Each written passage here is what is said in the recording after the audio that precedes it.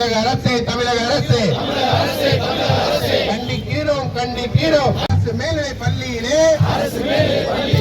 எங்கள் சகோதரி ரமணியை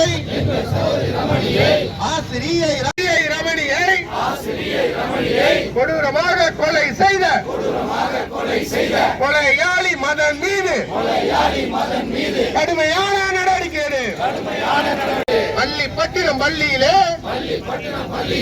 அரசு மேல்நிலை பள்ளியிலே